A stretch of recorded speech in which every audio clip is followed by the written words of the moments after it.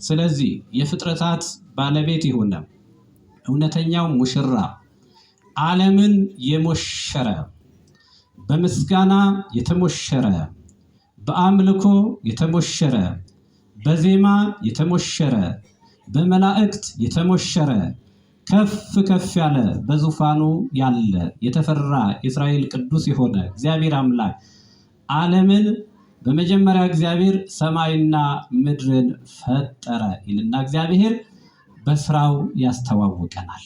ይሄ ሰራተኛ የሆነ ይሄ ትጉ የሆነ የማይተኛ አምላካችን ፍጥረታትን ፈጥሮ በስድስተኛው ቀን የሥራው ሁሉ መደምደሚያና የሥራው ሁሉ ማሳረጊያ የሥራው ሁሉ መሰብሰቢያና የሥራው ሁሉ ዘውድ ያደረገው የሰው ልጅ ነው ይላል።